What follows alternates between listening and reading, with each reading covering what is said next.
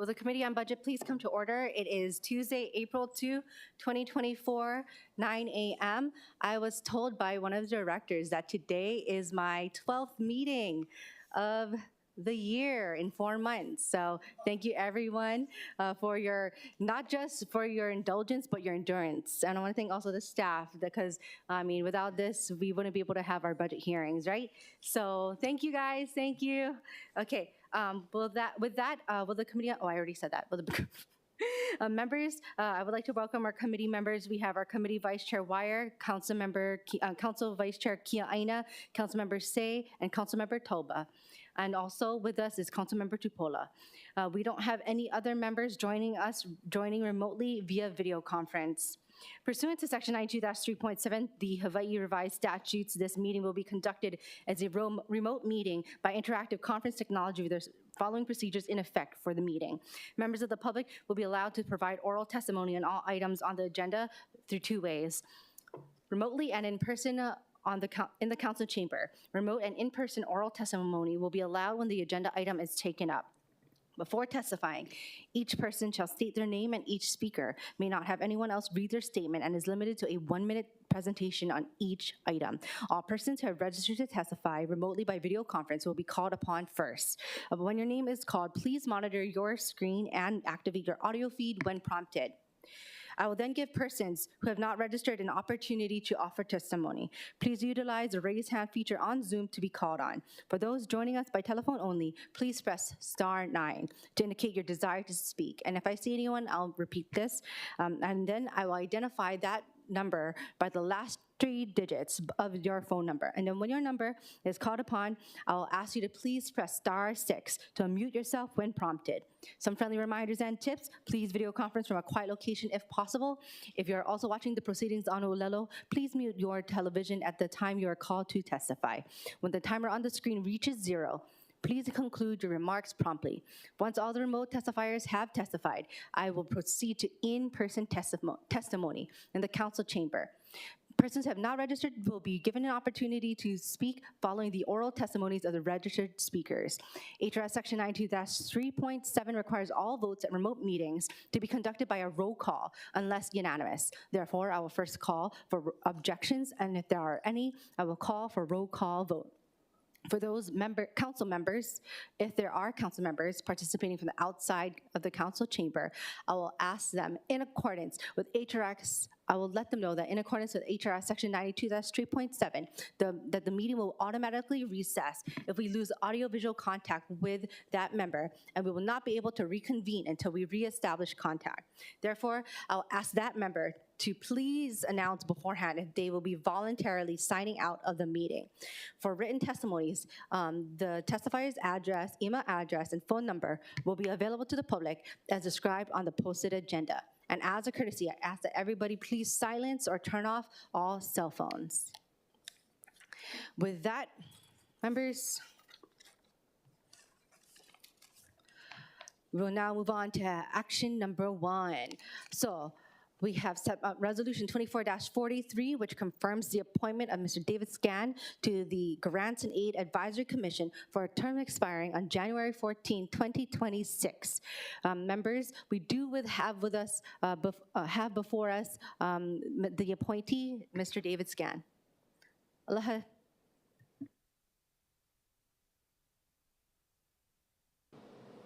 Good morning, Council. I'm David Scan. I'd like to thank the mayor. I'd like to thank Sam Moku for this appointment and their confidence in me. With your confirmation, I hope to serve you ably and well for this term of my commission's the board membership. And with that, I take any questions.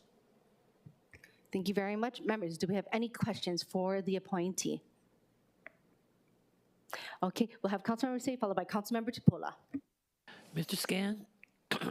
Can you hear me? I can. Okay, Mr. Scan, what is a New Jersey pizza? It's traditionally a Nepalese pizza, and J.J. Niebuhr, who runs Black Shamrock, is from New Jersey, from Jersey City, and he's allowed me to learn how to make pizzas under him. It's been a real privilege and an honor. Thank you very much. I'll probably come and visit your place one day and see you whipping those dough. Thank you. I hope you do. Thank you. Councilmember Tupola. Thank you so much. I don't have any pizza-related questions. I just wanted to know, with your background, which is pretty diverse, I mean, you've worked as a board member for the YMCA, Unite 5, Public Defender, Legal Aid. This is a super important commission because, as you know, grants and aids help very tiny little nonprofits do what they have to do in the community. And some of the grant money that we give out is substantial. It helps them to really expand their reach. So specifically in your background, what do you think that you'll bring to the table, especially in reviewing these applications? As a lawyer, I've represented all strata of our community, and the neediest and the most I found down at the level of legal aid and then into public defenders work, where the problems are paramount. We have to serve that community, and we have to help them. I think legal aid taught me one thing, it's that we're all in this boat together, and we all have to paddle together towards a common goal. And helping those who are most underprivileged in this community would be the highest of public service. No, that's great. Legal Aid does a lot of good work with the homeless population in my community. So thank you for your service and your background. I look forward to a meeting separately about this, and thank you for being willing to serve. Thank you, Chair. Thank you. Thank you, members. Any other questions? Mr. Scan, have you had the opportunity, since appearing before us in the council, to meet with the rest of the council members? I've only met with you separately. I'm glad to meet with any of you. If you'd like me to initiate a call, I'd be happy to do so. We'll look forward to meeting all of you. Thank you. Before we would have issues meeting quorum for our commissions and boards. It's not that much of an issue at the moment, especially with the ability of, with Zoom or WebEx, I think we use. But will you be able to commit to attending the scheduled meetings for the commission? I will. And as a former board manager at the Atherton YMCA, I understand that without quorum, nothing happens. Absolutely. Well, thank you. I'm excited to hopefully support you in this process. And I know that, since the charter change, that the council is definitely hands off of the commission. And so, whether or not people support that or not, I think it's really great that we have members who have a diverse background like yourself to trust on the Grants and Aids Commission. So members, any other comments before I go to testimony? Okay, we will be back with discussion. Okay, we will now take up remote testifiers. When I call your name or last 3 digits of your phone number, please follow the prompts. Okay, see, we don't have any registered in-person testifiers, but is there anyone else who wishes to testify online? Seeing none, we don't have any registered in-person testifiers, but is there anyone in person who wishes to testify? Okay, seeing none, members, we are powered with testimony, so we will now move forward to discussion. Members, we're back in discussion about agenda item number 1, to appoint Mr. David Scan to the Grants and Aid Advisory Commission. No? Okay, Councilmember Toba. No, I just look forward to meeting with Mr. Scan, specifically, because there's a lot of nonprofits that are in need, and I look forward to having that conversation with you, because there's so much needs in our community, and your ideas and how we can, better help serve some of our nonprofits. So I look forward to that. Thank you, Chair. Thank you. Okay, members, any other discussion? Okay, moving forward. The chair recommends that Resolution 24-43 be reported out for adoption. Any discussion? Any objections? Any reservations? Hearing none, so ordered. Moving forward, and congratulations. Okay, and moving forward, we have Resolution 24-63 appointing Ms. Cynthia L. McMillan to the Rate Commission for a term to expire on June 30, 2025. With us, we do have the appointee. We're glad to welcome Cynthia McMillan to the podium. And you will be able to share a little bit about yourself. Good morning, Chair, Vice Chair, and committee members. My name is Cindy McMillan, and my relationship with public transit began long ago when I graduated from college and couldn't afford a car. I was able to commute by bus and metro train for 8 years, back and forth and back and forth. I took my dry cleaning in the morning on the bus. I brought it back on the bus on the way home. I took my laundry to the laundromat, took it back on the bus. I grocery shopped, brought my groceries home on the bus. You get the idea. Long-time transit user. When we moved here to Honolulu 27 years ago, we decided to maintain a carless lifestyle, and we've done so ever since. So I have my Holo Holo card, in my pocket, and hair on my phone. We use the bus routinely. Now communities along the Skyline route are beginning to enjoy the benefits of transit, and I can't wait until it gets to town. In addition to my personal interest, I also work for the city and county on the Primary Corridor Transit Project as an outreach coordinator. And I've worked for city council as staff and understand the policy-making role that the council plays. Rate setting is just one of the policies that pertain to public transit, but it's a really important one. I would be honored to serve on the Rate Commission. Mahalo. Thank you, Ms. McMillan. Members, any questions? Council Vice Chair Kiaina. No questions, just comments. Great to see you. I'm glad that you're going to be on the commission. I would love for you to be double duty and be on the Grants and Aid Advisory Commission as well, but we can't have you do everything. Yeah, thank you. So looking forward to working with you. Thank you, Council Member. Council Vice Chair Kiaina, also, did you know that if we do appoint her, she'll make us majority women on the Rate Commission? No, I didn't, but that's even greater news. Okay, awesome. Okay, Councilmember Tupola. Thanks so much, Chair. Yeah, I just wanted to say, you have such a diverse plate of experience. I almost feel like we really need you in other places too. I mean, we're happy you're on the Rate Commission, and thanks for flashing your holo card. I feel like that just leveled you up a lot. And I do think that the Rate Commission is important. It's led by Dre. I'm sure you're familiar with her. She does great work. But there's so much good communication, transportation things that we have going on with the rail coming through, with even just our discussions yesterday about furthering communications about all the upcoming projects. So we're just happy to have you. Thanks for starting off in this commission position, and we hope that you also, lend your expertise in other areas. Thank you. Thank you, Chair. Council Member. Councilmember Tolba. Thank you, Chair. Just as simple, so you see the skyline, and I told this to the director. I live in Eva. There's nobody in it. So what are some of the challenges, and how do you tackle some of that? And how would you tackle that challenge of educating the public and the importance of using it? I mean, the public voted for it, but it can be kind of disheartening when you drive by every day and you see one or two heads in it. I agree. And then we're going to pay for this maintenance costs. Yeah. So how would you address some of the challenges? Councilmember, a really important question. And as a transit user, I'll give you my perspective on why that's happening. Number one is speed. Right now, you have to transfer to get into town if you take Skyline. And I've done it. That you lose about 10 minutes in the transfer. So until Skyline is faster than every other route, riders are not stupid. We're going to find the fastest route. We're going to find the most reliable route.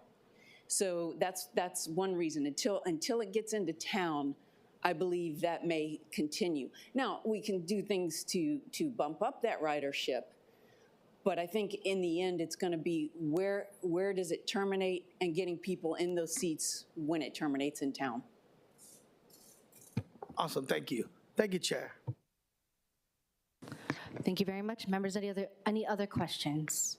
Okay, I have a question for the appointee. Of course, like Mr. Scan, I just want to know that you will be able to meet the scheduled meetings. I don't have to explain that quorum is necessary. Correct. I plan to make them, if at all possible. Yeah. Wonderful. Thank you very much. Members, any other questions before we go to testimony? Okay. Thank you. Members, we don't have any registered in-person online testifiers, but is there anyone else online who wishes to testify? Okay, we have Angela Young. Aloha Committee, Angela Medley Young, testifying on behalf of CARES. In strong support of Cynthia, and carrying groceries on the bus is hard, and so we should celebrate achievement, and yet we should also celebrate the simplest kind of hard work. So the Honolulu Rate Commission, the purpose of the Rate Commission is to review the fares, fees, rates, tolls, and other charges for the use of all modes of multimodal transportation systems. And I think someone with a lot of dedication and hard work should be able to serve on the commission. Thanks. Thank you very much. Is there anyone else online who wishes to testify? Okay, seeing none, moving to in-person testifiers. We don't have any registered in-person testifiers, but is there anyone else in person who wishes to testify? Seeing none, okay, members, we're back in discussion. Any discussion on this appointee, this resolution? Okay, seeing none. Members, the chair recommends that Resolution 24-63 be reported out for adoption. Any discussion, any objections, any reservations? Hearing none, so ordered. Moving forward, agenda item number 3, we have Resolution 24-60, which would authorize a transfer not to exceed $170,000 in general fund monies from the Department of the Medical Examiner, which would be from the investigation of deaths activity, salaries, character of expenditure to the Department of the Medical Examiner, investigation of deaths activity for the current expenses character of expenditure. So once again, from salaries to current expenses for fiscal year 2024 to maintain the operation. With this to share a little bit about, this need for the transfer is our medical examiner. Welcome, Dr. Kobayashi. Thank you. Good morning. I'm Masahiko Kobayashi, medical examiner. Thank you for discussing our budget every day. Thank you very much. And actually, I'm sorry. We are again requesting transfer of the funds.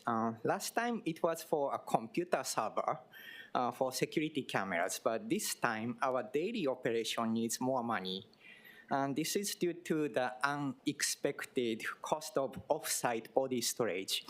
As I explained in our budget presentation, our generator cannot power the new largest refrigeration unit so far. So DFM is still figuring out what they can do. And also a larger generator is getting planned as a CIP request. But meanwhile, we have to reduce the number of the bodies stored in our facility so that we can store all remains in the refrigerated spaces when we have a prolonged power outage. That would prevent decomposition of the remains during power outage. So we have been using the off-site body storage facility for many months, and our budgeted current expenses cannot cover the cost. So we respectfully request your approval on transfer of $170,000 from salaries to current expenses. Thank you. Thank you very much. Members, any questions for our medical examiner on this item? Okay, so I just have a question relating to the annual cost because it kind of should be a fixed rate a little bit for the off-site storage. So normally, how much does it cost annually? Yes, so monthly $17,000. So $204,000 annually. Yes. Okay, thank you. And do you anticipate having to budget the transferred amount plus what you've budgeted regularly for the off-site storage? Does that mean we would need to amend and provide $170,000 more in your proposed budget right now? Oh, maybe I shouldn't talk about that. Yes, so for fiscal year 25, yes, we requested $204,000. Oh, okay, so you've already accounted for that then? Yes, for next year, yes. Wonderful, great to hear. Okay, that's great to hear. Members, any other questions? Okay, seeing none, we're gonna move on to testimony. Thank you. Moving forward to testimony, we don't have any registered in-person registered online testifiers. Is there anyone else online who wishes to testify? Seeing none, we will now move on to in-person testifiers. And is there anyone else we don't have any registered in-person testifiers. Is there anyone else in person who wishes to testify? Seeing none, members, we are back in discussion. Back in discussion, everyone. Okay, Moving forward, the chair recommends that Resolution 24-60 be reported out for adoption. Any discussion, any objections, any reservations? Hearing none, so ordered. Moving forward, we have agenda item number 4. Members, you should be used to seeing this. This is the third time we are having this on the agenda. Resolution 24-18, approving the new 5-year non-exclusive license agreement with the United States of America Department of the Navy for continued use of land at no cost within portions of Kuahelani Neighborhood Park identified as TMK:9-4-005:046 and Anania Drive, Mililani, Hawaii for environmental test well monitoring and a subsurface electrical line. And so with us, we do have from our administration, first up, we're going to have a BFS director, Deputy Director, I should say, and then also Deputy Manager Erwin Kawata from the Board of Water Supply. Either one of you can go first, but I have Deputy Director Castle up first.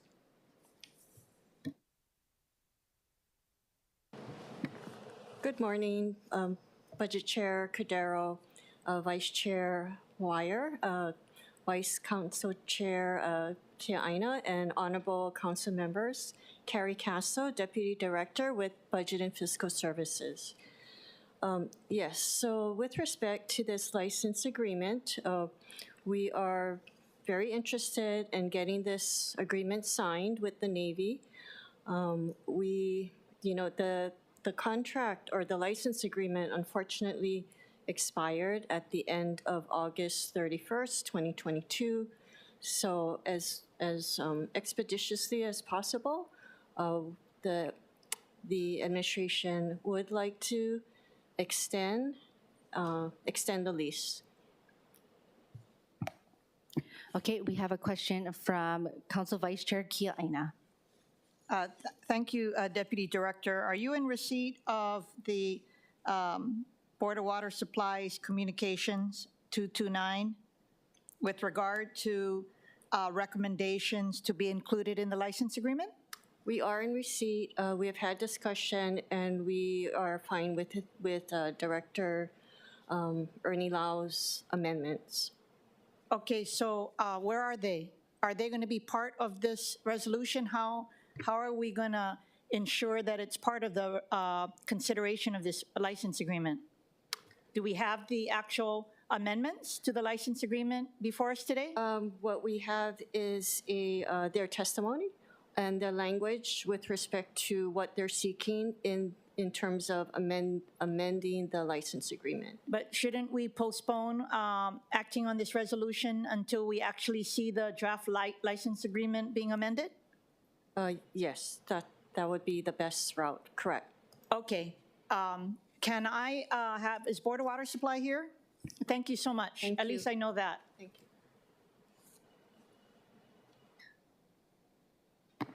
Good morning, Committee Chair, Vice Chair, Council Vice Chair, and members. Erwin Kawata, Board of Water Supply. Aloha and good morning. I just wanted to follow up about a lot of the other concerns that you raised. So I'm pleased to hear about the BFS director, but just for the record, I just wanted to get a couple of questions answered. Have you been able to be in contact with the Navy to get more information about the well testing and monitoring?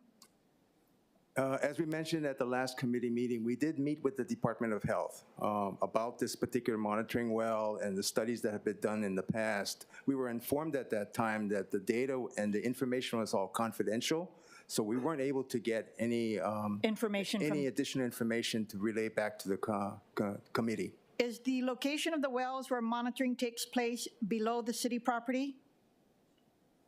To my knowledge, it's on at the park itself, so it is on city property. Okay, got it. Has the city been made aware of any type of data gathered from this testing? I'm unaware. As far as Board of Water Supply, we don't have any information on that monitor well. In the February 2024 Budget Committee meeting, Director Kawano mentioned that a spill of some sort occurred in the past. Can we confirm that these tanks are decommissioned and there is no threat of further spills on this site? I'd like to defer back to the Navy on that. To our knowledge, these tanks have been decommissioned, and the study or the monitoring well is part of a long-term study to assess the impact of that spill.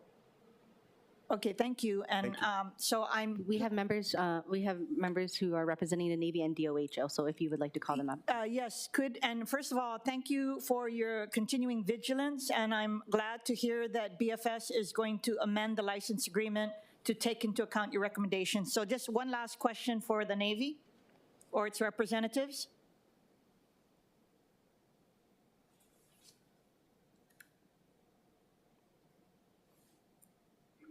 Aloha. Megan Ostrom with Navy Region Hawaii. Nice to see you. Nice to see you.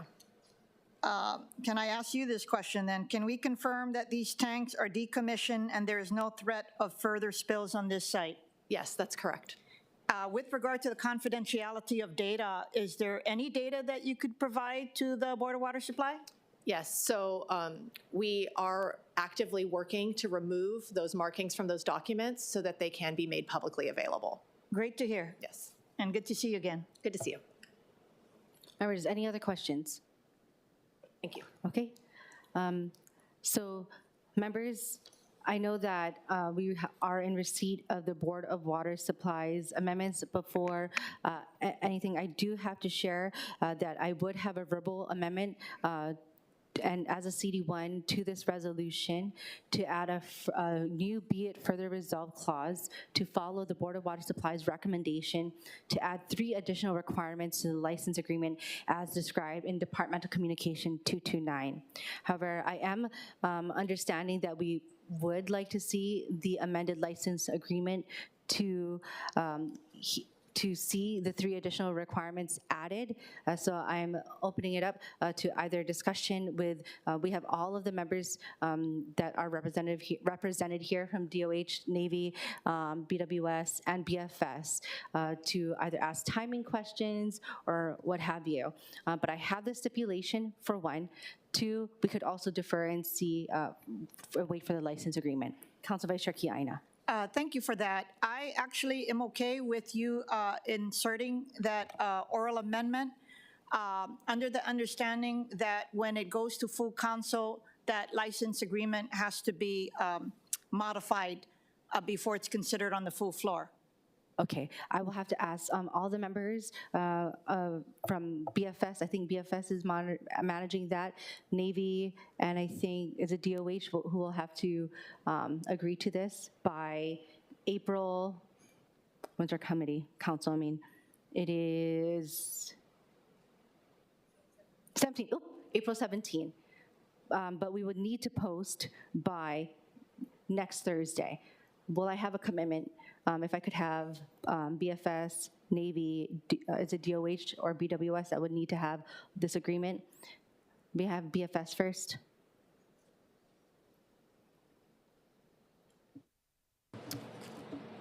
Yes.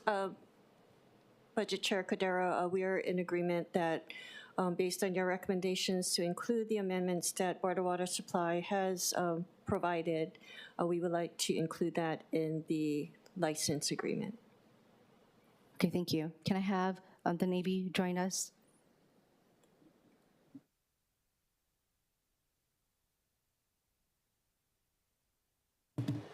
So regarding the amendments, I'll need to take those back to my realty specialist and have their review and in coordination with city and county. Okay. You know, if we do amend this to the CD1, and if I do pass this out, it's either I pass this out and then we wait to receive the license agreement, the amended license agreement before we look to posting it on the agenda and moving forward, or I hold this in my committee right now. What is your preference?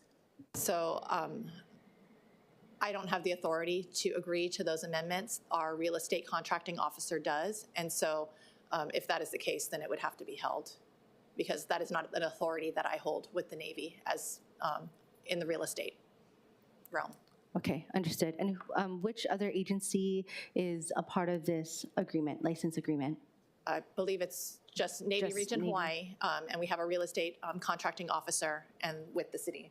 Okay, understood. Yeah. Thank you. Thank you. Okay, so, okay, thank you. Yes, Council Vice Chair Kiaina. Just given that, then I think that we should hold it. I would say this, because I'm familiar with these these divisions and their technical reviews. I highly encourage this, given the dynamics of the Navy's relationship with the people of Hawaii and the people of Oahu, that you need to bump it up a notch and tell them to expeditiously review it and get back to us because it's holding up the agreement. Absolutely. Thank you. Members, any other questions? We have our committee vice chair, Wire. Mahalo, Chair. And it sounds like a good idea in my mind as well to hold it. I was just curious, if it expired in August, are there any concerns about monitoring not having happened since then, or is there, activity still going on even though the license is expired?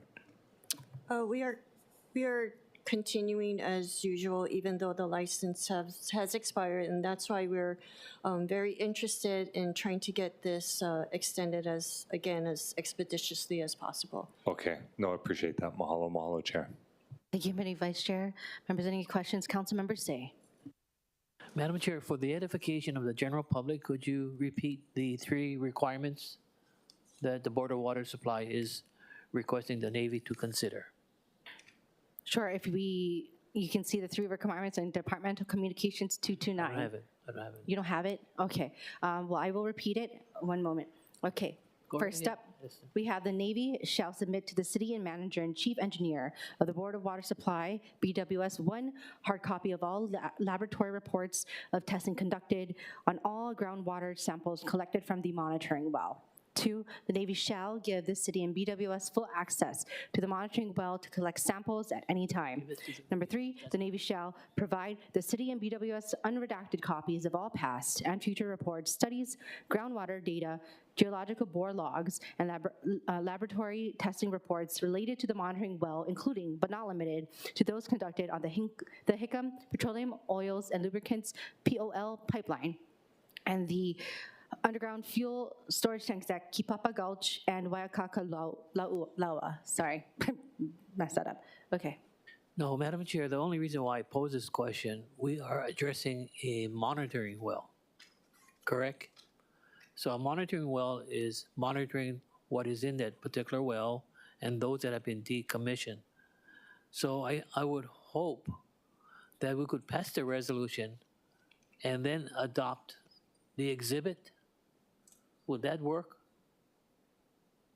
I bring this up for maybe the attorneys.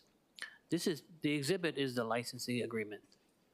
So what I'm saying to you, can we not adopt the resolution separately? Or you guys want to wait?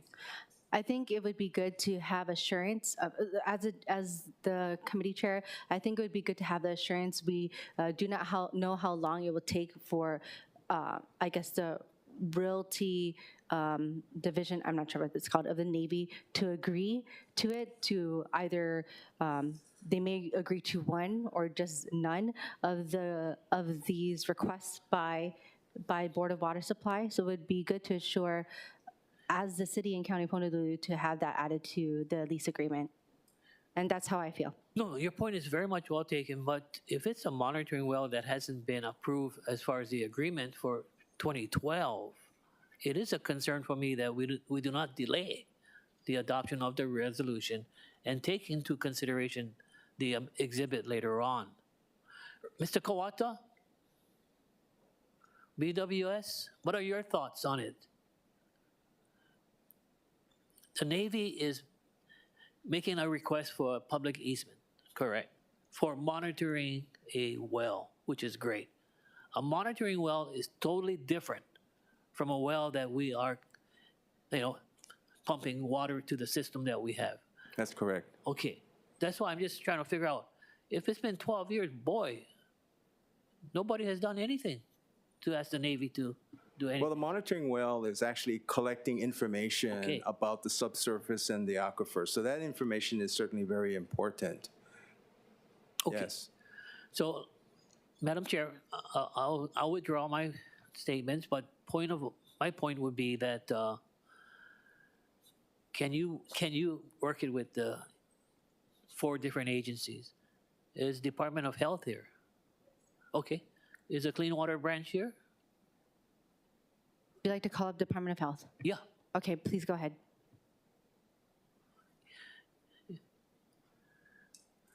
We Good morning, Grace Simmons from Department of Health Hazard Evaluation and Emergency Response Office. My office is the regulatory agency that oversees the remediation of the POL, HICM POL sites, as well as the underground storage tanks. The reason why we've kind of removed, we're a third party to this agreement, and so we're providing information as, I guess, information that we currently have. As the Navy mentioned, many of the documents that we have currently are covered under the confidential claim. So we were unable to provide a lot of the documents that Board of Water Supply is requesting. We do have sampling results that date back to 2016, but that is the latest that we have in our files. Okay, thank you, Ms. Simmons. Okay, I would just wait to see what the Navy does because of the 4 parties, 3 of the parties are in support of the 3 amendments that are being proposed by BWS. So we'll have to wait, what, a week from now, 2 weeks from now? Well, we will continue to follow up with them. Okay, thank you. And we do thank the Navy, especially Megan, for being communicative with my team. So thank you. So it's not that we haven't been communicating throughout the few months or so. Okay, so with that, I do have a question, just very, I guess, elementary question of what the need for the continued remedial investigation and environmental testing at the well. I guess, I don't know who that would be for, whether it be BWS or the Navy. This is part of the long-term monitoring and management of this site. So as a former fuel facility, which did have a release, we want to be able to continually monitor and know what is happening with the site. And it's also as part of our agreement that we have with Department of Health that then requires these, the annual monitoring and the reports. And we do acknowledge that it is important for that information to be available to the public. And so that's why we're working on adjusting the markings that are on the reports to date. And what is the long term, like when it says long term, how many years is that? There is no end at this time. So we are continuing to monitor and see what happens with those contaminants on the site, and to know if they are moving or not, and what's happening. So I have a question relating to the amount of time when we are extending it for 5 years. Is it because it's 5 years by the city's agreement or side to extend it to 5 years, or is it normally every 5 years that we have to renew the lease agreement? So I'm not sure if that is a city requirement, that every 5 years we look at agreements. I can speak just from the Navy side. When we have real estate agreements or other agreements, sometimes there's a term associated with it, and it's reevaluated every so often in the event that changes are needed to be made. But I'm not familiar with the 5-year term for this one specific to the city. Because in just my last committee, we had other lease agreements with telecommunications that were definitely thrice that, basically. So I don't know. I don't know where, if we know that there's no end, why do we not seek a longer lease agreement? We could discuss that with the city and I could take that back to our real estate individuals. Okay, and of course, my staff will be in contact with you. Absolutely. Yeah. Yes, thank you. Okay. Members, any other questions? Okay, members, I do want to make a verbal amendment to the CD1.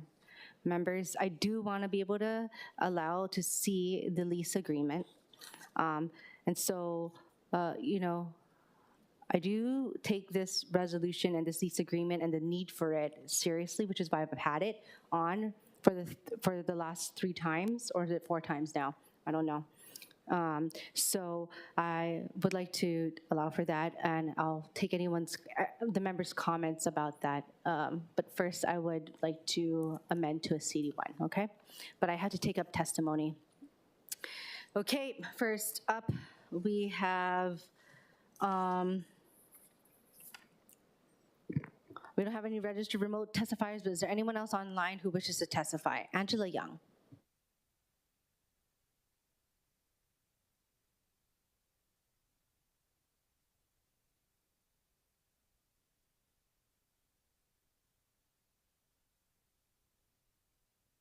Chair, testifier is not responding. Okay, thank you very much. Is there anyone else online who wishes to testify? Okay, seeing none, we don't have any registered in-person testifiers. Is there anyone in person who wishes to testify?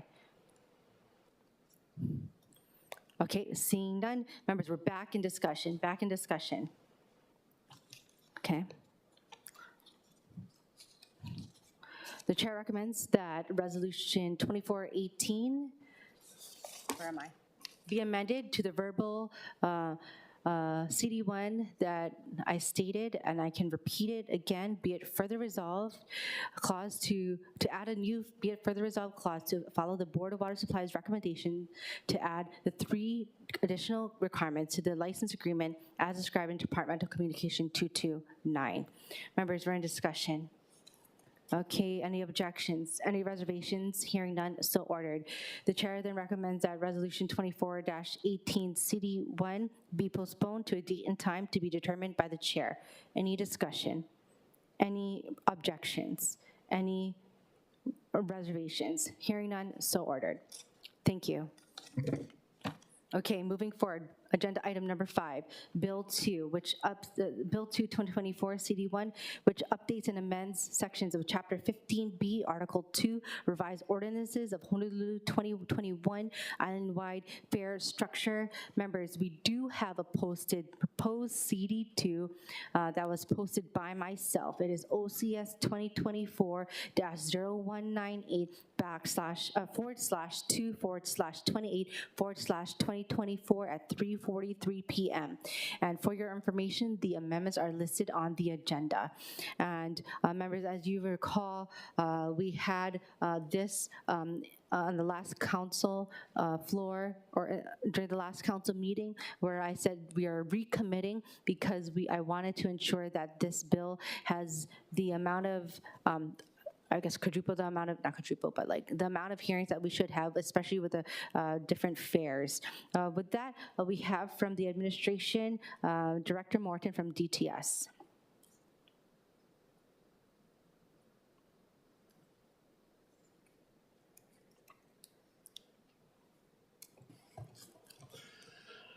Aloha, Chair Cordero, Vice Chair Wire. This bill, Bill 2, does several things. I look at it as a housekeeping bill, more or less. First of all, it authorizes us to participate this year in a DOE student transportation program. I know the school year is getting to be almost over, but so far the results of it have been very successful for the city and for the DOE. We have accrued $5.1 million in pass sales. We have 16,400 participants out of 30,000 Oahu high school students. The average fare for this product is $2.39 per student.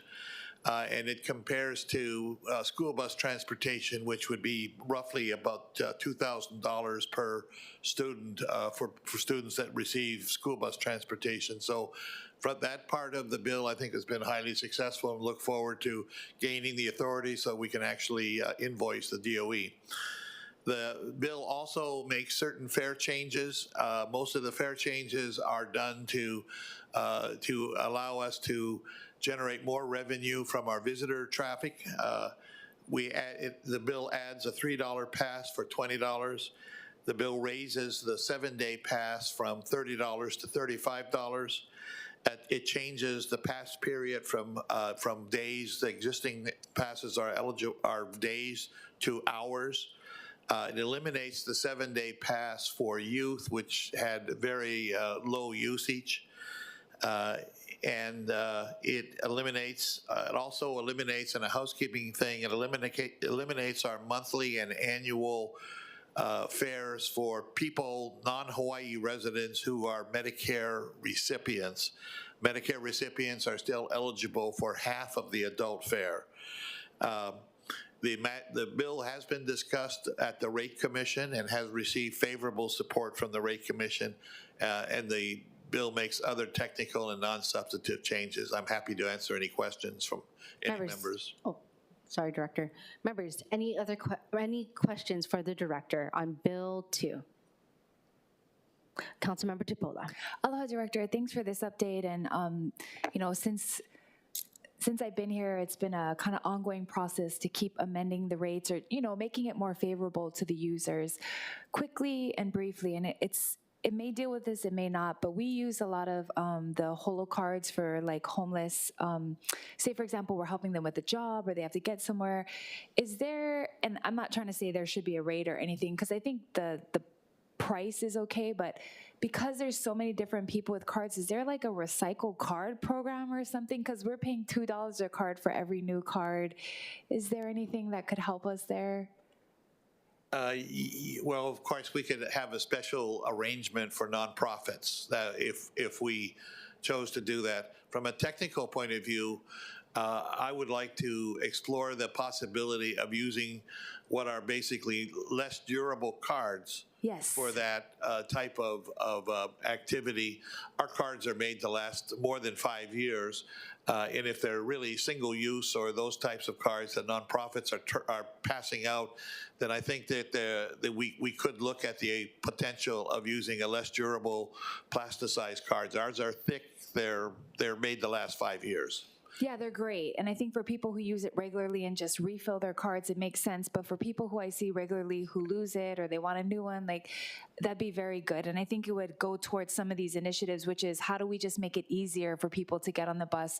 They already want to get there. How do we make it easy to fill a card, get on there? Yeah, and that's sort of the this changes were made after consultation with the industry over what were the barriers that the industry saw, especially from our visitors from Asia that like to use the bus, but basically the industry told us that there's barriers. They can't figure out how to load a card, how to get a card, how to navigate the system, and we're trying to address that.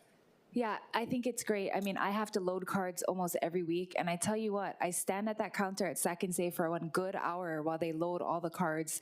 And we can only pay cash to load it. So we have to take out an ATM, pay cash, load the cards. And then basically that's what we use to help at our outreaches. So whatever you guys can do to bring down the barriers, that'd be great. Yes, I'm going to have my staff also contact you personally. I think we have other ways that we can make it more simple for you. That'd be great. And I think even as we discussed with FestPac about the 2,000 cards they're going to get, I mean, do we need the $2 card? Because again, they're going to use it 1 week. They don't even live in this country. Like, so if we can do things that make more sense financially, I'm all for it. And those are complicated because there's about a year lead time in dealing with a factory that sells smart cards, and you know, they're often not in the country. There's shortages of chips, so it's a complicated business. But I hear what you're saying, and I'm committed to looking for things that make more sense for these 1 week, 2 week cards, 1 day cards. Thank you so much, Director. Thank you, Chair. Thank you, Councilmember. Next, any other questions? Any other questions? I know we did talk about a good number of the amendments in our public hearing as well, and so we're going to have another round, actually, right, of coming back. Okay, so any other questions? Okay, well, we'll take testimony. Okay, so we don't have any registered, wait, what item are we on? Oh, we have one registered testifier online, Angela Young. Aloha. Angela Melody Young, testifying on behalf of Kapalama Neighborhood Security Watch, a grassroots to create safer communities. And just want to testify in strong support of the bus, and also to help with the fare structure. There should be just ongoing discussions. Yeah, okay, thanks, bye. Thank you. Is there anyone else online who wishes to testify? Okay, seeing none, is there anyone we don't have any registered in-person testifiers. Is there anyone in person who wishes to testify? Seeing none, okay. Members, we are back in discussion, members, on this. Okay, well, we do have the CD2, but I will make the recommendation that the chair recommends that Bill 2 2024 CD1 be amended to the posted CD2. Any discussion? Any objections? Any reservations? Hearing none, the bill has been amended to a CD2. The chair then recommends that Bill 2 2024 CD2 be reported out for passage on third reading. Any discussion? Any objections? Any reservations? Hearing none, so ordered. Okay, thank you very much. Moving forward, we have agenda item number 6. We have the authorizing the lease of city property located at 54-83 and 83A, 5485, 85A, and 5487 and 87A at Hau'ula Homestead Road, Hau'ula, Hawaii, 96717, identified as TMK:1540008:002:001 through 006 to operate a temporary low-barrier shelter for homeless families transitioning to permanent housing for a rent of $600 per month or $7,200 per year for a period of 10 years to the State of Hawaii Department of Human Services Homeless Programs Office. With us from the City Administration, we have with us our Director of the Department of Community Services, Anton Kraki.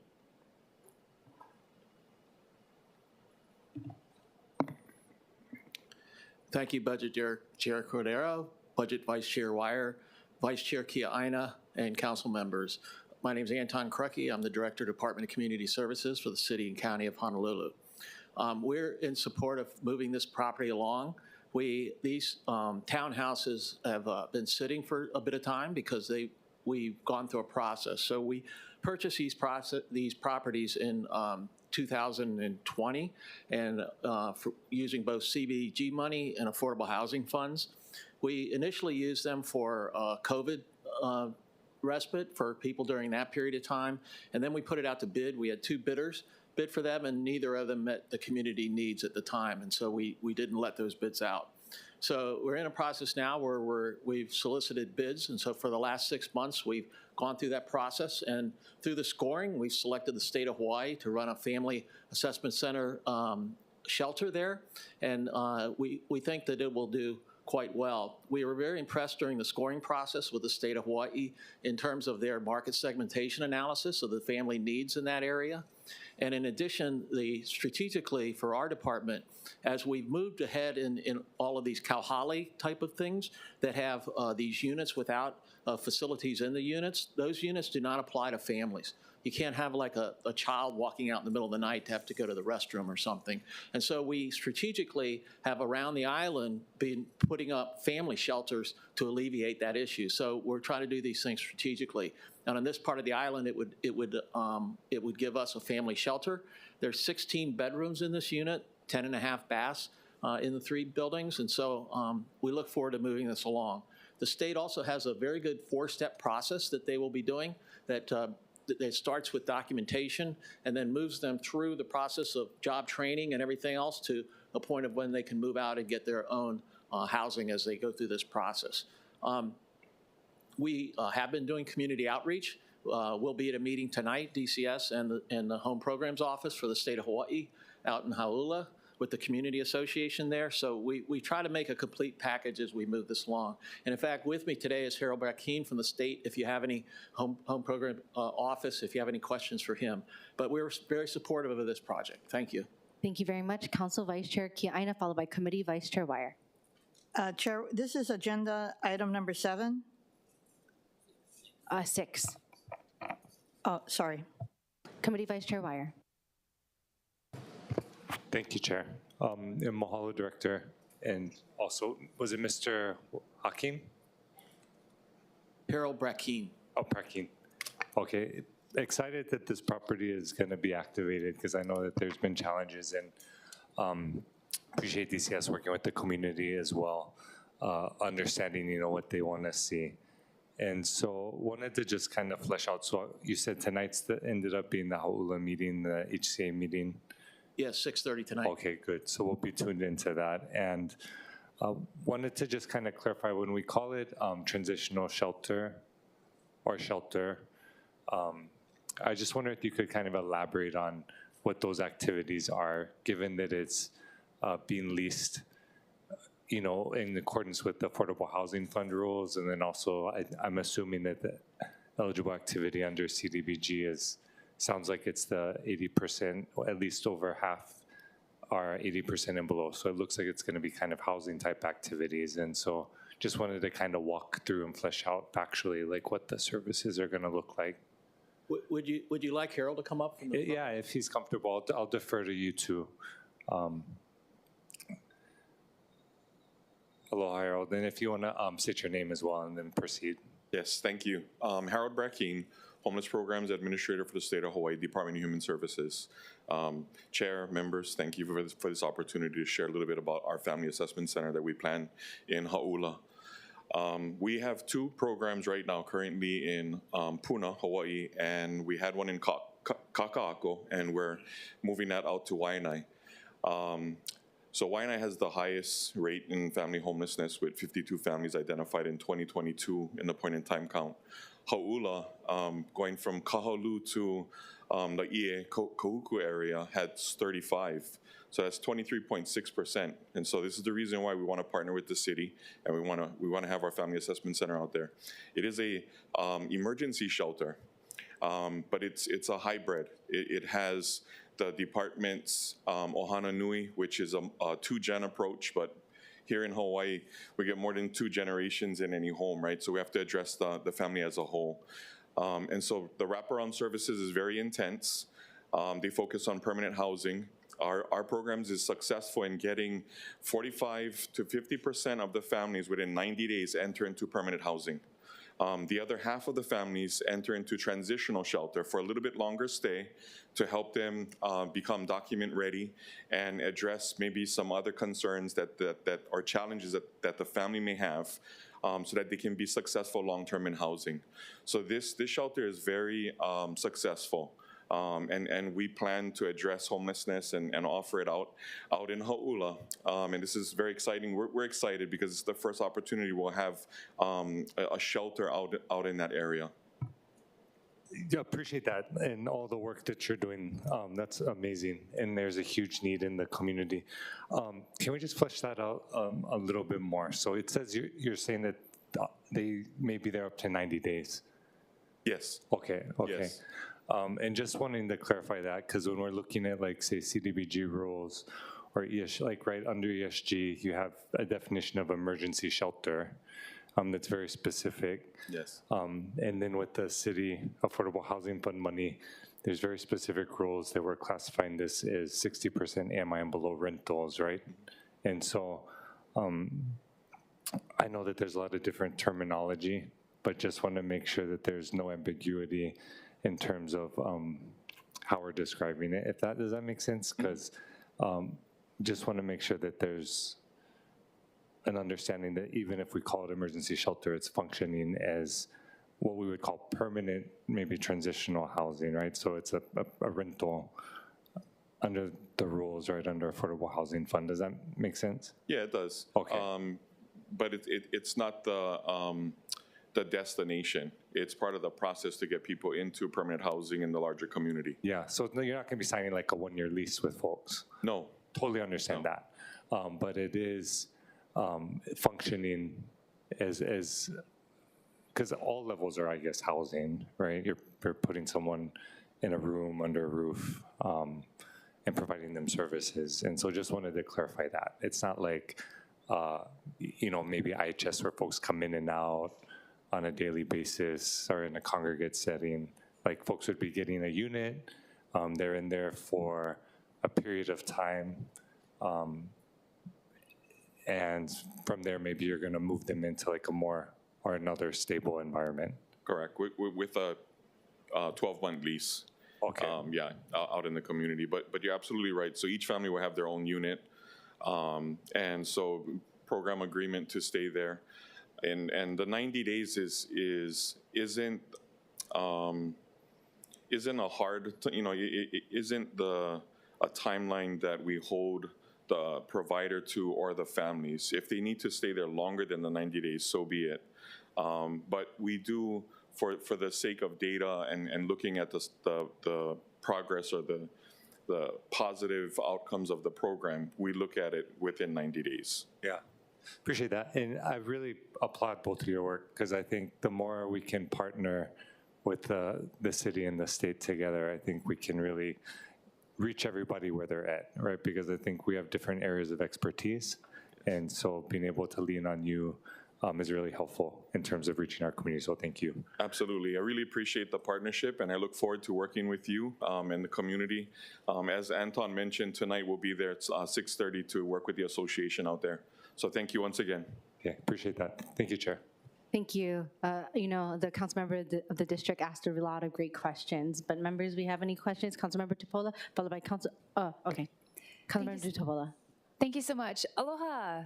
Mr. Rakim, we're so happy to see you here. I tell you what, I don't know if everyone knows who this guy is, but he is the guru of gurus, okay? So I just want to say thank you. You know, you've been in the mix with housing, with homelessness, with DHS for quite a long time. I still remember the first time I met you at Uluke Kukui, but you knew I was going to ask some questions. So this is my thoughts, especially because in rural areas, it gets difficult with housing, right? Meaning like the transition, I didn't know it was gonna be emergency shelter based on this resolution, but in our emergency shelters, sometimes we have like a spill out, meaning like when people are released or, when the 90 days comes up, they end up just kind of camping around the area, kind of like on the street, wherever.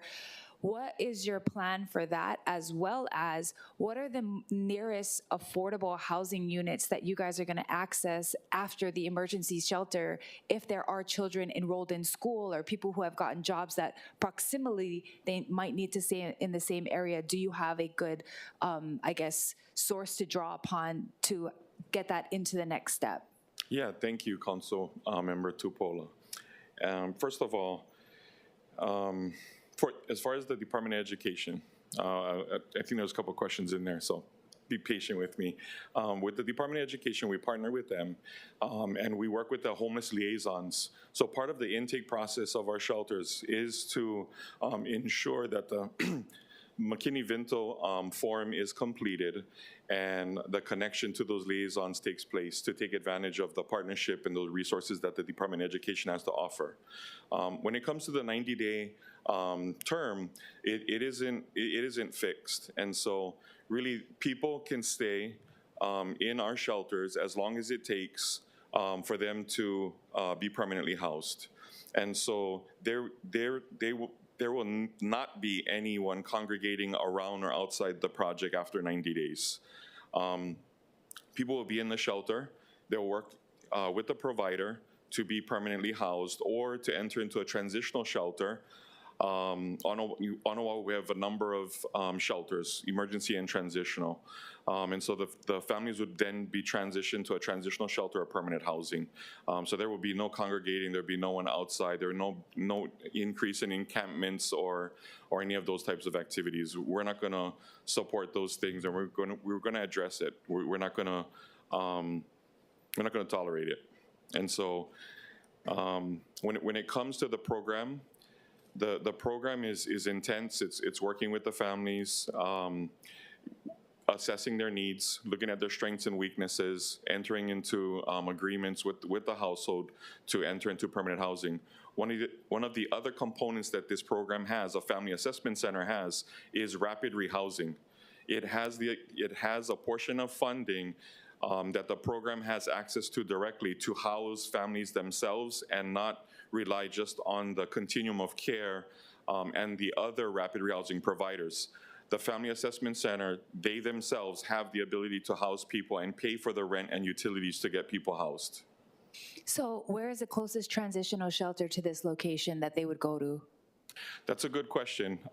So unfortunately, we don't have any on that side of the island or in the near vicinity. The transitional shelters we have on Waianae Coast, Kalailoa, and in Honolulu. Yeah, that's kind of what I was thinking. And, I know director is standing right there, but what I see the need after this is that there's going to have to be interim steps. Not only is there going to have to be something transitional that if, say, for example, you guys are going to have this for 10 years, right? They're going to need something transitional that's in the geographic area, because to pick up and leave that side of the island and come to Waianae to live in a transitional shelter is probably not going to be desirable by a family. I'm just guessing. I mean, that's just what happens on our side. People don't want to go get relocated into Aiea for a couple months and then just come back to Waianae. So that is going to be needed, but also, what are the permanent housing, low income, like $400 a month that are in that area that they could actually live and afford? And I know you guys are going to get the highest form of voucher, and that's great. But we also would need to have to, where are these? We are lucky we have like 3 or 4 buildings that's how low the rent is. I'm working with $400 to $800 a month, which most of my guys who are on Social Security, they can handle that. But where does that exist on the North Shore or like in that Hauula area? All I'm saying is there's going to have to be further steps. This might be step 1. I definitely think the area could stand to use it, but those middle steps, I'm speaking from experience, those middle steps is where we're going to get caught, because we're going to need to build this pipeline in order to get them clear from start to finish. So not on you, Mr. Barkeen, but I think on the city side, if we put one toe in, we better dive all the way in because that's what it's going to need to successfully rehouse families. Absolutely, and thank you for that. Another component of this program is upon being placed into permanent housing, they also will receive critical time intervention. And that model specifically will address the transition to permanent housing and support them for up to a year. And so it's different than our other shelters and programs. And so again, it's very intense, and there's a lot of supports and funding and resources in this program to take care of the households. I believe with the combination of the models that we use and the resources, we'll be able to permanently house families in the areas that they so choose and desire to be in, and work with them, for that year after placement, to really solidify the placement and support them, connect them with those mainstream resources and community support so that they can be successful long-term. Well, I don't doubt that you're the guy with all the resources. I can say that you definitely are going to have the resources. I'm just saying that I know people who live on that road who rent a 4-bedroom for $5,000 a month. Yeah. So like that road, even though it's older houses, is expensive to live on. Just in the North Shore, it's expensive to live there. Our housing vouchers, and I'm saying that because on our side, we have cheaper options, right? Mm-hmm. So I just think that long-term vision has to be there. And if we're getting into this partnership with you guys in that area, it's going to have to expand out and be larger than this. So we will support you. We will support Director Crookie. I did tell the council member of the area, offered him my support, because this is going to be a first step that has been needed for a while there, but there's so much around this that's going to have to be built in infrastructure-wise, which probably is going to be on us and not really on the state, and both, right? You guys might have vouchers, we might have to find more housing. So just wanted to say that this is a great step forward. Whatever we can do to help more, we're all in favor of that. Thank you so much. I look forward to the continued partnership and identifying more resources out there to do and realize the vision that you have. So thank you. Thank you so much. Thank you, Chair. Committee Vice Chair Wire. Mahalo, Chair. I just wanted to throw out, skip both of your ideas on a friendly amendment. If everywhere it says low barrier shelter, we can amend that to low barrier housing. Thank you, Council Member. I think that's a good idea. We had planned to monitor the affordable housing component, which is about 30% of the funding for that, but that would be a good idea. Thank you. Okay. Is there any opposition from the state on that? No. Okay. We're in agree. We would agree to that. Because we're throwing out shelter a lot today, and so I'm just curious, like when you're saying shelter over across the street, are you basing that on like a particular regulatory framework, or is there like an admin rule or an HRS that defines it, or is it more just kind of industry terminology?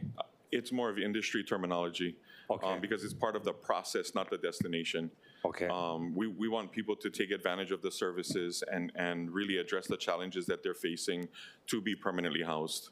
Okay. But if the council is comfortable with the change in language to support this program, then I have no reservations. I have no concerns. Okay, because I appreciate because the work is great, and like you say, you're trying to bring some of these unhoused families into a stable environment.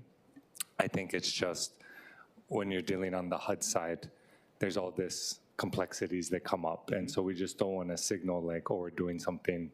Maybe it falls under one definition by the terminology, but factually, it's still congruent with all the rules, right? Does that make sense? Yeah, so appreciate that. That would be my request to to chair, if, I don't know if the appropriate process. You can do it verbally.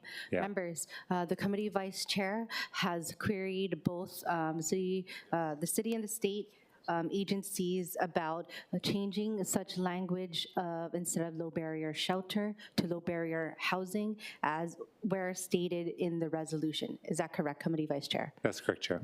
Members, are there comments about this? Okay, we can take that up in a future motion, but we're still in discussion. Members, any other questions? Comments? Okay, thank you very much. We will take up testimony and then we'll come back to discussion. And if there's any questions that come up after testimony, we'll bring you both back up. Thank you very much. Next, we will move on to to remote testifiers. We have Angela Young. Aloha, Angela Melody Young, testifying on behalf of CARES. So in strong support of the city and state to work together to lease DHS as a site for special needs and the chronically homeless persons. So I will outline my support by pointing out research to supporting why priority of chronically homeless with disabilities should be of highest priority. So neighborhood poverty, health disparities, and the economically disadvantaged are social determinants of chronically homeless with disabilities. And the lowest social classes are associated with being in perpetuous cycles of being chronically homeless. This is because of inequitable access or sometimes a lack of access at all and no access to health resources and medical care. And so chronically homeless conditions are exacerbated further, and the co-occurring disabilities are worse. So chronically homeless, as defined by HCD, is a structure set by the Housing and Urban Development to to set a standard of what kind of homeless qualifies for housing assignments and other benefits. So it also, by the chronically homeless... Angela, may I have you wrap up your testimony, please? Yes, it helps county and state governments to apply to get benefits for the chronically homeless. So in operations of this homeless families, please summarize. Transitional shelter, I'm in strong support of the methods and strategies being implemented. Thank you. Thank you very much. Is there anyone else online who wishes to testify? Okay, we don't have any registered in-person testifiers. Is there anyone else in person who wishes to testify? Mr. Connor, can you please come up to the mic and please state your name for the record? And your whether you support, oppose, or comment. Just the on-off button over there. Aloha. Yeah, my name is Dimankalai Manole, co-manager of Ho'omanapono. We're a Native Hawaiian advocacy operating on the Waianae Coast. And give a shout out to our chief boss over there, Angela Tupola. Anyway, I support this. And I'd like to adopt her comments, Angela's comments with regards to her concerns, but also like know is how is this organization going to deal with the situation where after 90 days or the emergency period is done, the people that they're trying to help say, I'm not leaving. I'm not going to leave. This is my home already. You know what I mean? What kind procedures you get in place to deal with that kind of a situation? Because once people get comfortable and the kids go in school, oh, my kids go in school right here, we're not getting moved, they're in Haula. By the way, I graduated from Kauku High School, class of 82, Big Red, and I used to live in Haula, Honolulu Street. My family operates a church in Haula, and so I just wanted to say that how you guys going to deal with that? And then about community that come out and say, hey, you're kicking the Hawaiians out, you're kicking these people out of this property, you know, that kind of procedures, what procedures they specifically get in place to deal with that? Do you have to go court and raise the court prices to just deal with people like that? I don't know. So I just want to know that question. What you gonna do with the people that no like leave? Aloha. Thank you. Demont, by the way, it was 82 Big Red? 82 Big Red. Okay, awesome. Anyone else who wishes to testify? Okay, thank you very much, members. We are now back in discussion. Members, thank you. Members, any other discussion? Okay, thank you very much. And hold on, where am I?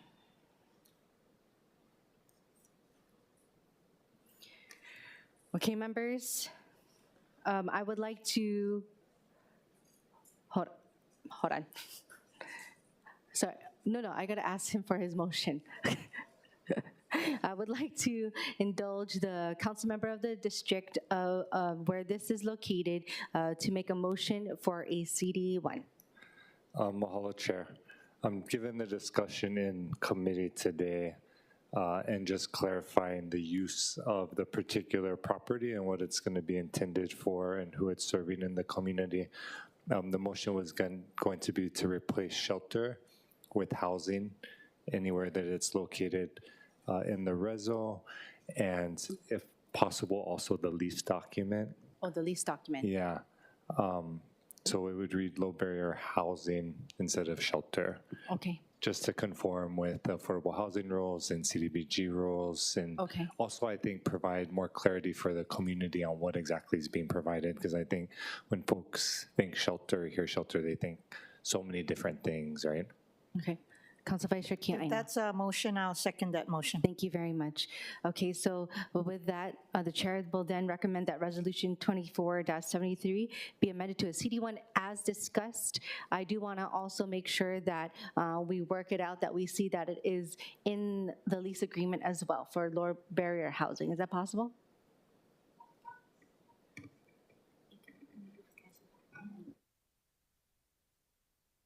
All right, so we would like to request the administration include that in the agreement. Okay, any discussions, objections, reservations? Okay, the resolution has been amended to a CD1, and then the chair recommends that the resolution 24-73 CD1 be reported out for adoption. Any questions? Any discussion, objections? Reservations? Hearing none, so ordered. Moving forward to agenda item number 7, Resolution 24-17 approving the sale of Pecoy Mini Park Road Remnant Lot 46 to RV Ventures Limited for the recommended price of $112,000. With us from the administration, we have our BFS Deputy Director, Carrie Castle, with us.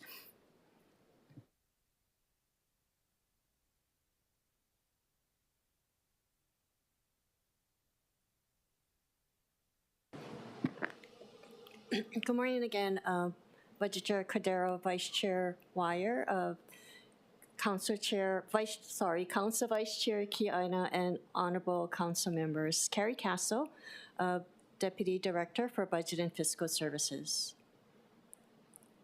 Okay, members, any questions? We have Council Vice Chair Kiaina.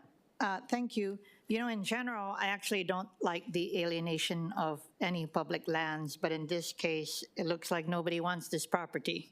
Correct. And it's not residential, correct? You can't build any kauhale there, correct? Correct. So just 2 quick questions. First, what is the fair market value of this land? We had our Department of Design and Construction do an assessment, an appraisal, and it came in at $117,000. They're getting discount, $5,000 discount then. Okay. Oh, sorry, $112,000. Oh, okay. And the Hawaii Telecom has an agreement there. How much do they pay a month or a year? They pay $180 per month for the rental. Okay, those are all my questions. Thank you. Okay, thank you. Members, any other questions for this? Council Member Say. Thank you. Thank you very much, Madam Chair. I'm happy that the city is, releasing this particular property. This is where the homeless congregate, right across Honolulu Street, underneath the freeway. If any of you want to go and see them, they're at the corners panhandling for money. Thank you. Members, any other questions? Okay, so I was wondering what prompted the city to sell the park?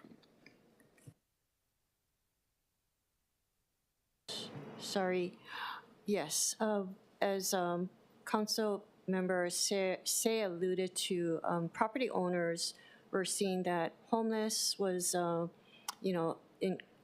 using this property, and the abutting neighbor, so we have RV Ventures, who is the interested party, was very concerned about what was happening on this remnant property. So they really were interested in seeking to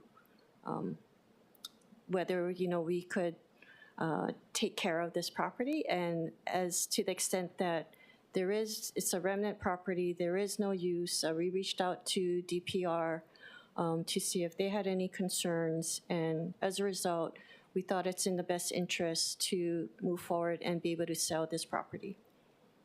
Okay, I was wondering, is there a list or an inventory of the surplus property that the city owns currently? I would have to check and get back to you on that. And was this parcel or this lot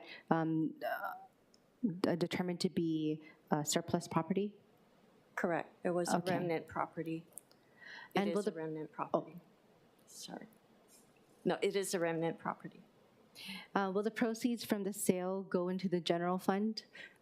Correct, and it will just be used directly to, only for the purpose of the fact that this property is being sold. So yes, it'll go into the general fund. Okay, thank you. And not directly to DPR to be utilized by DPR? Okay, thank you very much. Okay, and members, any other questions? Okay, I forgot. I have to announce that Councilmember Dos Santos Tam, thank you for joining us. I like your haircut. Okay, so members, if we don't have any other questions, we'll move to testimony. I would also like to welcome, hold on, I gotta let her enter, Councilmember Okimoto. I just found out this year that you don't count in the meeting unless you're in the well. So FYI, and if you're outside the well but in here, you still don't count that you're here. I really didn't know that, even though I worked here like 10 years prior. Okay. Oh yeah, testimony. Okay, so we will now proceed with remote testifiers. We don't have any registered remote testifiers. Is there anyone else online who wishes to testify?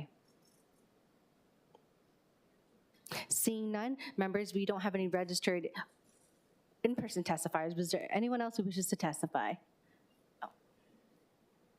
Oh, seeing none, okay. Members, we're back in discussion. Back in discussion regarding this PE Koi remnant lot. Any questions? Anything else you need to add, Deputy Director? Yes, I apologize. I've been corrected that the funds will go into the park fund. Okay, the funds will go into the park funds. Yes. And restricted for DPR. Correct. Correct. Okay, thank you very much for that information. Noted. Okay. Members, any other discussion? Okay. Members, the chair recommends that Resolution 24-17 be reported out for adoption. Any discussion? Councilmember Day? No? You good? Okay. Any objections? Any reservations? Hearing none, so ordered. Moving forward, we have agenda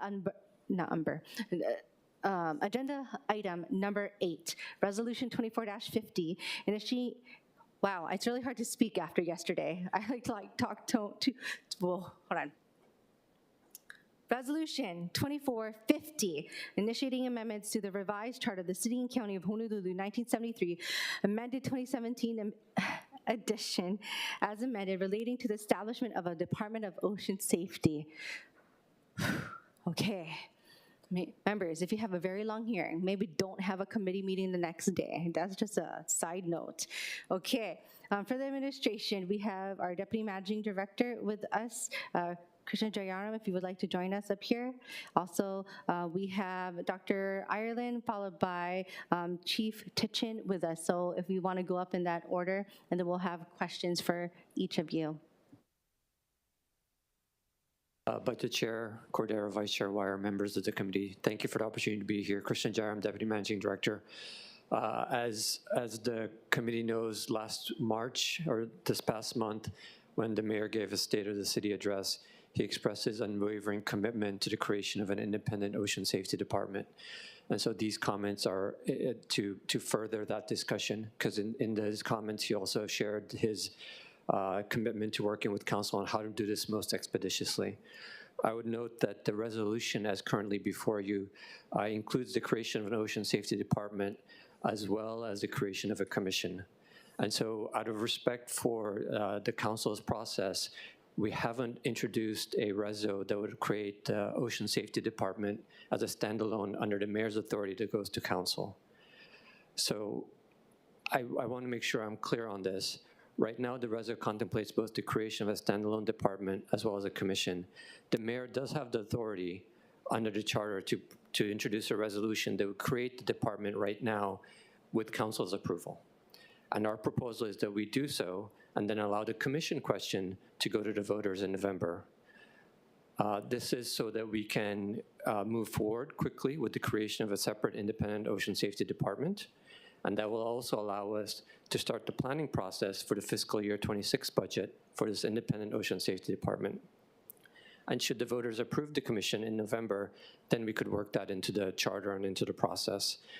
I'm here to answer any questions, but that is our recommendation in terms of the facilitation of the creation of this department as quickly as possible and in a way that allows us to have a budget in place to offer to the council for fiscal year 26. Thank you. Before I move to questions, I'm going to allow Dr. Ireland and then Chief Tichin come up and share their comments, and then I'll move to questions. Dr. Ireland.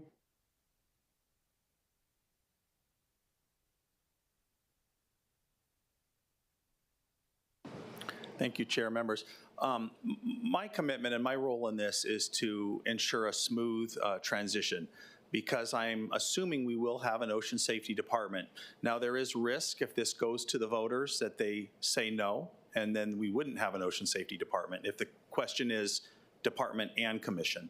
But regardless of which direction we move, I am planning for an ocean safety department internally, and because we have two major CIP projects. One we're just finishing, the training center in Eva Beach.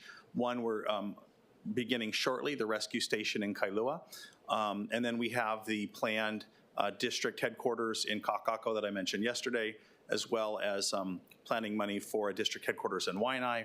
And then, of course, what we're talking about on the North Shore. So those will all be potentially CIP projects in process and will be needed to be handed over to the new department. We want to make sure that's smooth because those are really major groundbreaking efforts for the new department to get them off on the right foot. We will also be working on the necessary reorganization procedures within within the city government to create the new positions, even if those are funded in the future. We need to do that reorganization and create most, if not all, of the positions that are recommended by the task force. So that's my commitment to this process. It's a little bittersweet for me as being potentially the last director of both departments, but I do know when we look forward 5, 10 years and beyond, this is what's best for ocean safety. And it will also allow myself and any future director of emergency services to focus more on the medical aspect of EMS, core, and health services.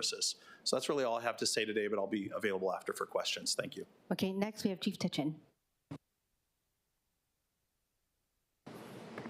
Aloha and good morning, Committee Chair, Vice Chair, and Council members. I'm John Tichin, the Chief of Ocean Safety.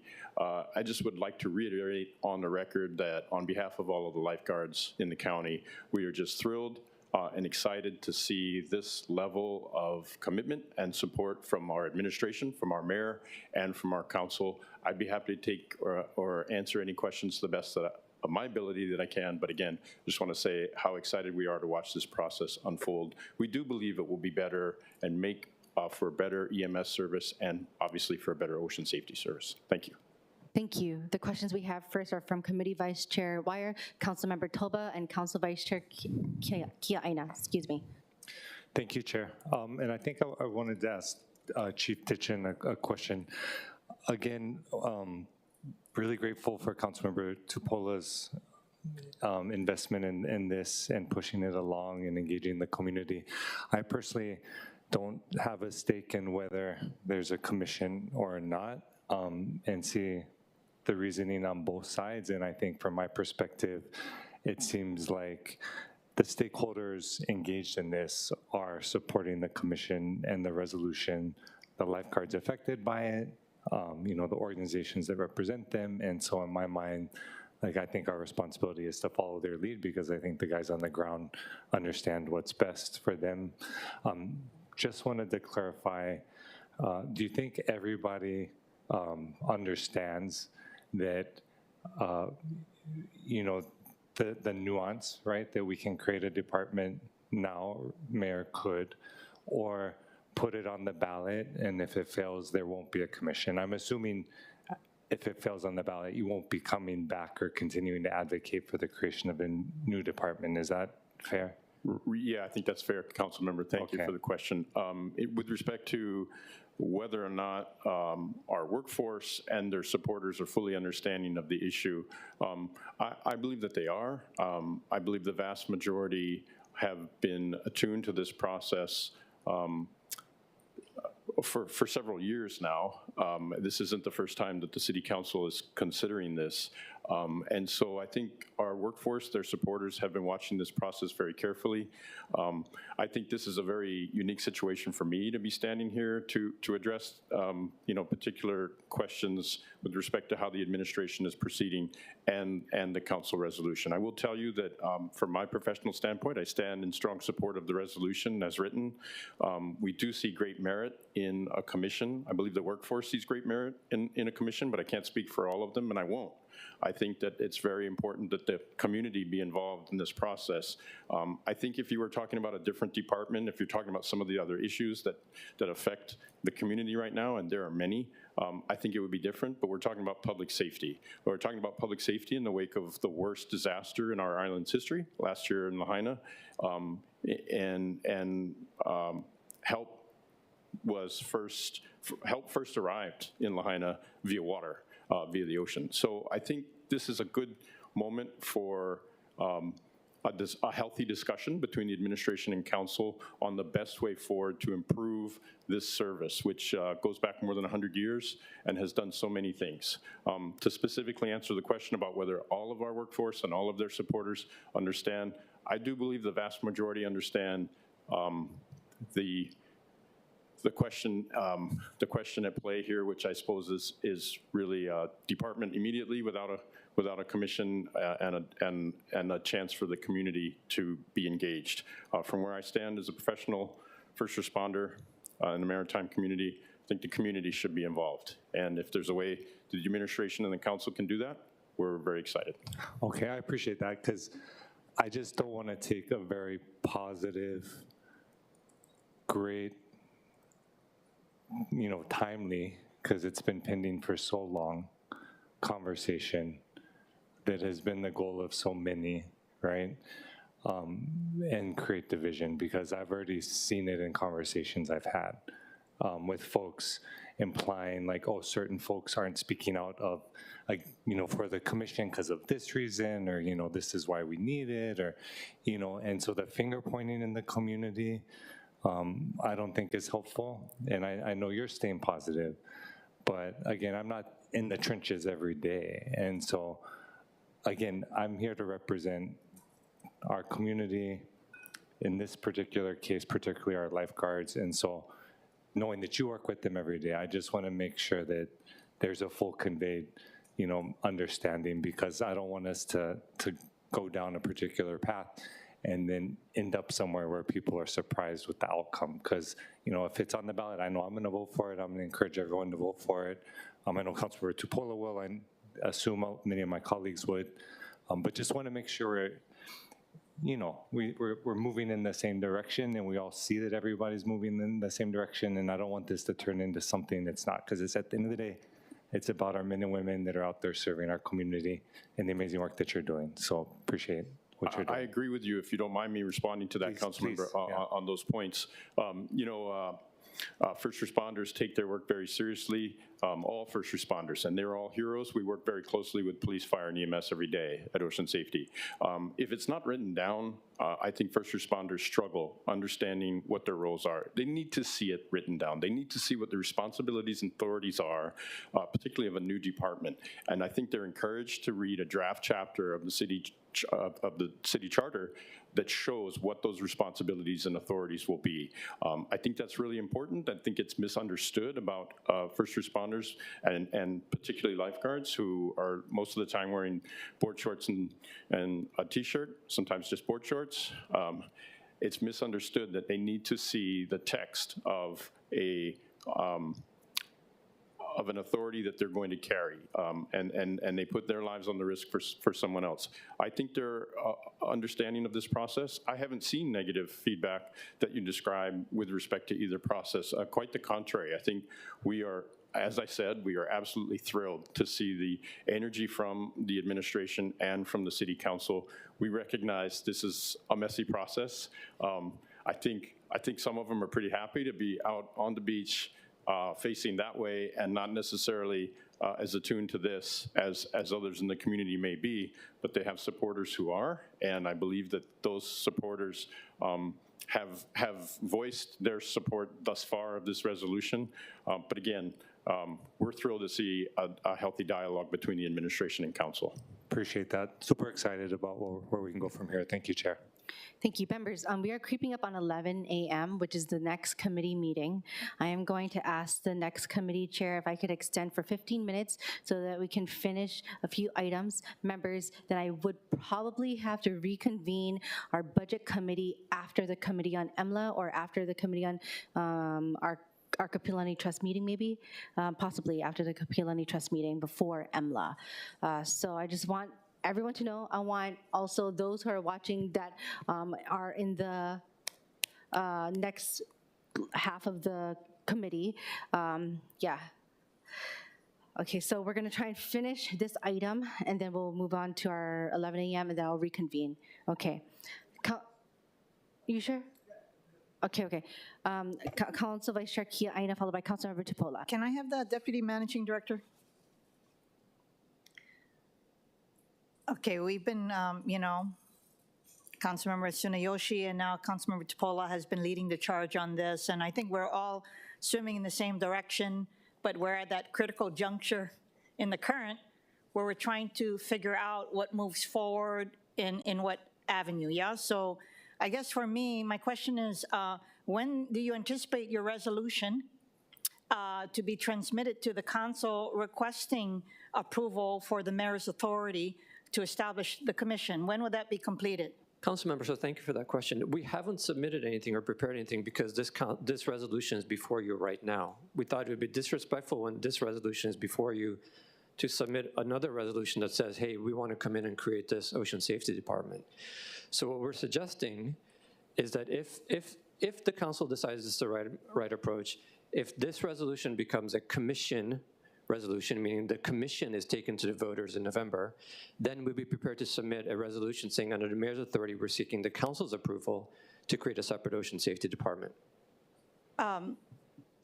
So you would like this, you're recommending, your preference is to have this resolution amended to have only the commission go to the voters, is that correct?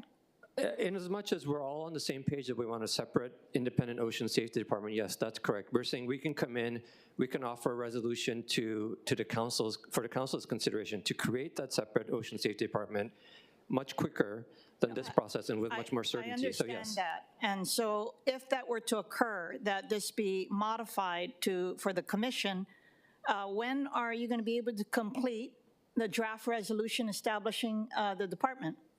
We'll get that in as soon as we know that this has been amended. Okay, and then I will defer to the introducer. It's something to consider. And colleagues, as you all know, we face this similar circumstance with the establishment of the Oahu Historic Preservation Commission, although that was a very painful process because it culminated in 30 years of inaction by any mayor in modern day times to establish it. We ended up crafting a bill, getting it to the finish line, and we still needed the authority of the mayor. And to his credit, he and the administration worked with us to introduce a supplementary resolution that worked in tandem with the bill to get the job done. So I'm willing to work with the administration. I do worry about asking a question that has already gotten the commitment of the administration to stand it up. So my question would be, why would we be doing that if in fact the only remaining question is whether or not to stand up the commission? So those are my thoughts. So thank you for your answers. Thank you very much. Okay, Councilmember Tupola. Thanks so much, Chair. Aloha, Deputy Director. Thank you for being here. So first off, just please communicate to the mayor we're grateful for the support. You know, having his formal and public statement on it is always appreciated. Good to know that we're all moving in the same direction. So in regards to amending this resolution, I'm not in favor of that. And the reason why is because I do believe that the most important thing for us to do is to stand up this department with community voices, with commissioners that are water men and water women that can help us to start this right. We've been kind of moving along status quo with the Ocean Safety Department, and I will say that I didn't intend to introduce this because I thought you guys were doing it. However, we waited for the task force, and then I waited for the task force report, and then all of the ballot questions need to be submitted at a certain deadline this year in order for it to get on the ballot. But also, I do think that the important thing about us convening this community voice is that the commission is like us asking the public to give us feedback. That is the same process that's going to happen on the ballot. I will say that the survey done by Star Advertiser of 420 people had two options. Yes, separate from emergency services, or no, adds bureaucracy and labor costs. Of course people are going to say labor costs. We have more than 1 million people on this island, and that is not an accurate representation of what the public would say. The only people that I have ever heard say that the public is going to reject this at the ballot is the administration. And I don't know why, because I don't believe that that's the case, but we don't know. None of us, I don't know, you don't know, we haven't surveyed the public. So respectfully, I feel like laying the proper foundation of this, similar to what Dr. Ireland said, substations, headquarters, the right personnel, and I think we're all on the same page that we're gonna lay this out and kind of ramp us up over this next year. I do believe it's the right thing to keep these two together. And the reason why is by striking this off of the resolution, that will also communicate something to the public that maybe we don't think there's a department. There's a lot of nuances when here we are on almost third reading that we decide to amend something that we've been communicating clearly equals department and commission. So I have thought on it. No one has met with me from the administration and asked me or given me an amended version. And to Councilmember Kiaina's point, I didn't see anything moving towards the end of last year. I didn't see anything moving towards the beginning of this year. We wanted this to get going, and I think we do have all the pieces where they need to be. But I do believe that the best path forward is for us to trust the public and allow the commissioners to help to choose a chief. It is nationwide best practices for us to have input on any public safety department because of accountability. And just like Chief Titchen said, when horrible disasters come, people want accountability. And we wouldn't be able to do that without a commission. So I do hope that I conveyed that clearly, but we are so appreciative that we are finally at a juncture where the administration agrees, the department agrees, Dr. Island's moving pieces, the task force is moving, we finished the report. We are in such a good space. I was just out with the lifeguards this past Saturday, and I think all of them for what they do for our community, and I do hope that we can keep moving together, because I think that that's actually what the mayor would want as well. He is so good at going out to the public and listening to their voices, and this is a way for us to allow them to lay the foundation, similar to what he does in his town halls and how he tries to incorporate all of this into how we lead here in the city. I think it would be a mistake for us to try to call a director, a deputy director, and then somehow try to undo that after we have a commission that says we need a chief, we need a different set of officers here. I think it would be right if we are able to start this off with their voices and lay the correct foundation with a chief chosen by a commission. So I'll allow you to respond, but I want to thank you for being here, and I do want to thank the mayor. Councilmember Chapoa, thank you for your kind words and thank you for the clarity of your position. So I will try to respond to a few of these. One, I don't believe the administration has ever said that the people will vote this down. We said that there's a possibility of that. And I just want to be clear that we haven't been coming out and saying that people will vote this down, that people will vote this down. We're just saying there's a possibility of that. And in so much as we want a separate independent ocean safety department, we're saying we have a pathway to do that between the administration and the city council. Two, I do agree with you that people's voice is extremely important. And so on the creation of the Ocean Safety Department, if we go through a mayoral resolution that comes to the City Council, that is a public process, and that is a process where the people can weigh in on the creation of an Ocean Safety Department, and you folks have the ability to listen to all those comments and make those decisions. Third, we have never come out and said that we want to be able to name the next director, and we don't want a commission to do that. It's always been contemplated if we go down this path of a mayoral resolution first and the commission on the ballot second, that the commission, once it's formed and approved by the people, it would then decide what to do about the director who's in place then, which is not that different from the reso now, which contemplates the division chief serving as a director until a commission is in place and appointing a director. And then finally, there is a practicality issue. We would like the certainty of knowing that there's an independent ocean safety department so we can start our budgeting process, which as council knows, starts pretty soon in the fall.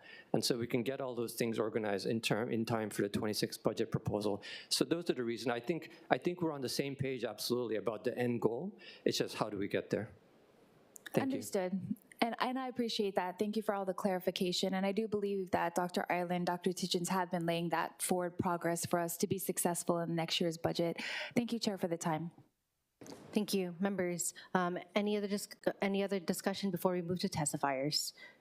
Okay, members, we don't have any registered test. Oh wait, I have first up.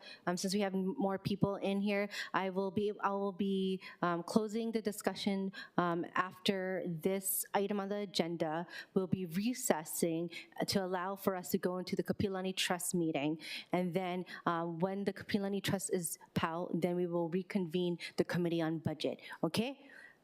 So just want to thank the the Kapilani Trust Chair for allowing me to go over time.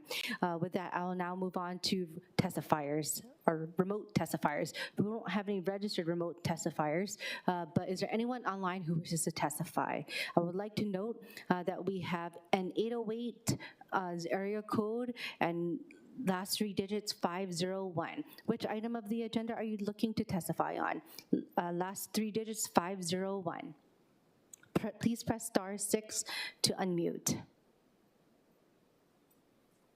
Hello, Chair and members of this committee. This is Brian Phillips. I stand in strong support of 2450 in its original form with no amendments. I also stand by and behind Councilmember Tupola's comments for furthering this conversation. Mahalo for their time and this opportunity to testify. Thank you, Mr. Phillips. Thank you very much. So once again, that was area code 808, last three digits 501.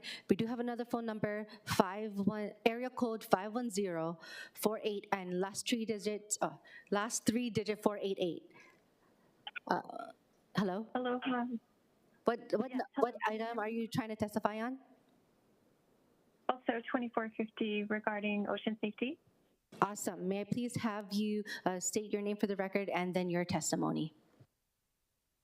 Sure. My name is Jessamy Town Horner. I'm a longtime ocean safety advocate. I have been affected by loss with losing family members to the ocean. And I founded Ocean Safety Ohana to represent the voices of those who have lost family members. And I think it's critical that the council consider that this is absolutely a community issue, that having a separate Department of Ocean Safety will allow them to best determine how to do their jobs as the experts, and that we do need a commission to have that community voice. I've been in conversation around these issues for 7 years now, and I just hope that the issue can move forward as written, and I stand in strong support. Thank you. Thank you very much. Okay, we also have Angela Young. Aloha, Angela Melody Young, testifying on behalf of Ka'apalama Neighborhood Security Watch. So wishing to comment because I'm not too sure about the internal processes. For example, if the management of the office should, be like starting a new office with emergency services and also ocean safety. But I do want to read some of the research about safe oceans and why ocean safety is important. So from the American Red Cross, so there should be a very vigorous ocean safety office to help the community with hazards, to recognize limits, hazards in the ocean, and to enforce rules and safe behaviors, such as swimming sober, supervising others, to swim sober without distractions, distractions such as reading or talking on or using a cell phone. Angela, please conclude your testimony.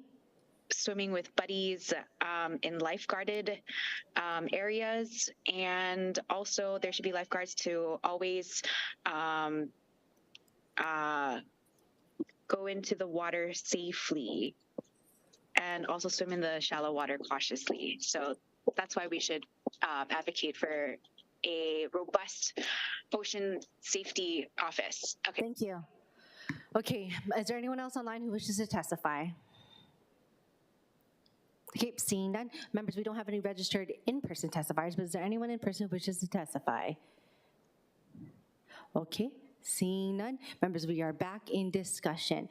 Members, for me, I'm inclined to move this forward to third reading and to be adopted.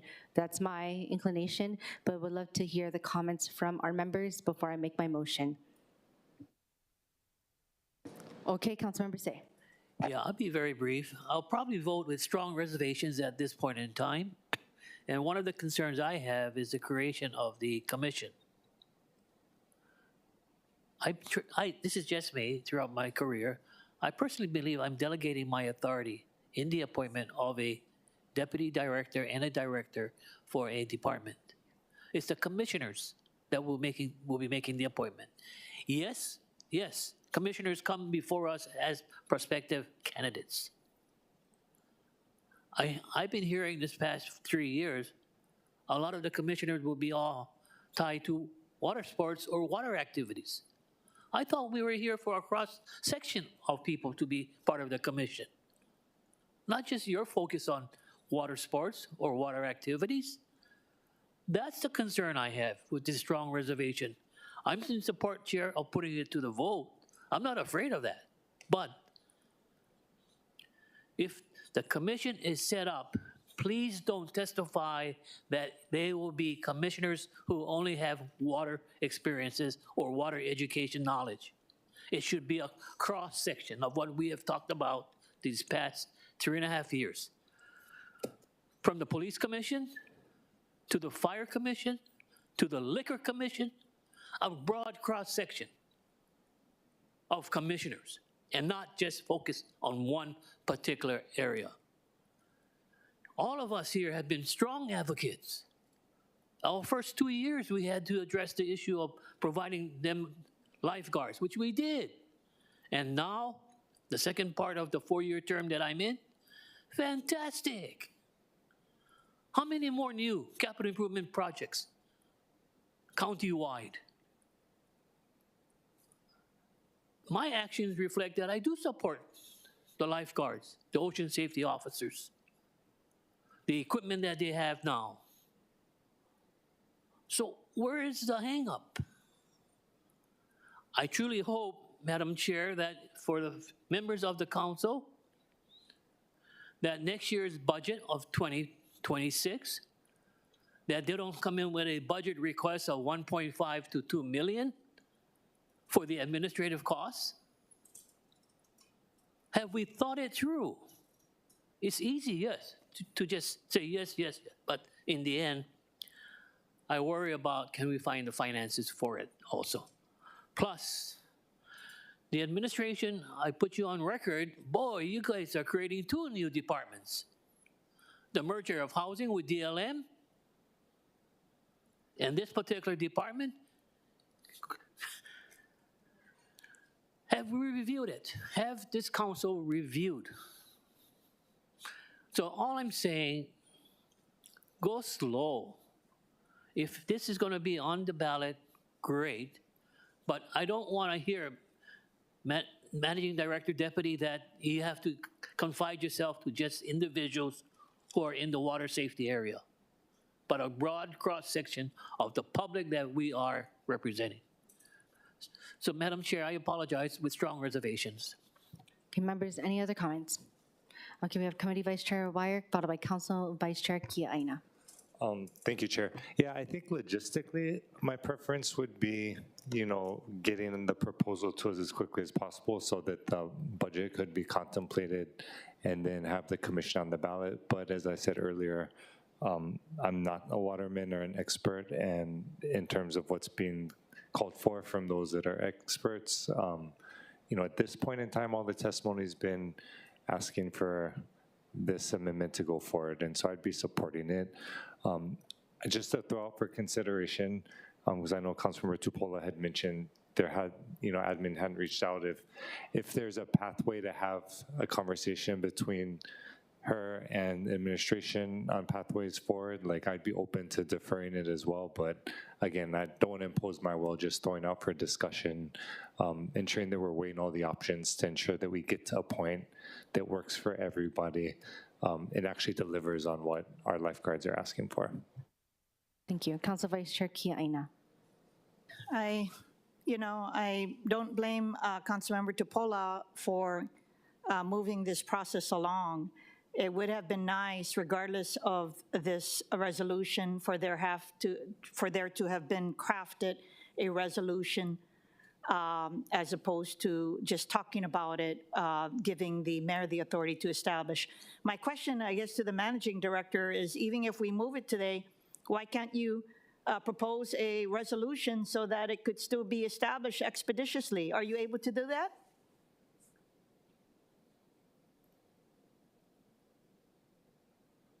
Vice Chair, just to make sure I understand the question, you're suggesting this will move along and we also submit a Yeah, I'm just asking hypothetically, because we're about to vote right now, if it were to move along, what stops you from introducing a resolution to stand up the department faster? Well, one thing that stopped us was just being respectful of the council process, knowing that there's a resolution before you. We didn't want to come in with our own separate resolution when there's already something being considered that created the department.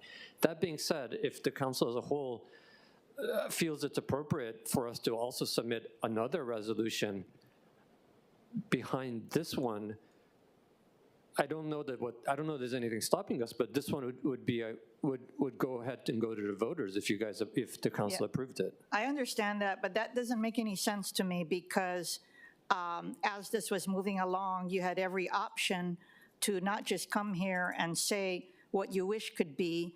You would have had concrete recommendations to modify the resolution, and the modified resolution could have also just been taking the commission to the voters. So you are putting us on the spot in the consideration of both the establishment of the department as well as the commission. You understand? Well, respectfully, Vice Chair, when this resolution was first introduced, we came in and we said we had no position because we're waiting for a task force work. And once the task force gave its work, we were very clear on our position that we were supportive of the Independent Ocean Safety Department. And Managing Director did speak to this item when we went over the city, the mayor's State of the City, and he shared his position then about where we viewed this would best be, how best this would be handled. So I accept your statement that we didn't introduce a competing resolution, but that was done out of respect for the council. And if the consensus says yes, you want us to submit something now, then certainly we could submit something now. It's not about consensus. It's about what the administration position is. It was in the mayor's speech. And you guys send recommendations by request all the time, and this is not about being respectful. Regrettably, you've put us all in an awkward position because there's unanimous support for, it seems, for the establishment of both, and I am just, you know, I regret that the establishment of the department didn't move any faster. So I will be voting in support of this with reservations, not because I don't support both. It's just that I do believe that the objective should be to establish this as soon as possible. Yeah. And so that's all I have to say. Okay, members, vote how you want. I'm just going to make the recommendation. We are beyond time. The chair recommends that Resolution 24-50 be reported out for passage on third reading. Any discussion? Any objections? Okay, reservations by Council Vice Chair Kia Aina, followed by Council Member Say. Okay, oh no, that was reservations. Hearing no other reservations, this measure has passed out for third reading. Members, we are recessing the Committee on Budget until after the Kapilani Trust meeting is complete. So I'll call this meeting to recess.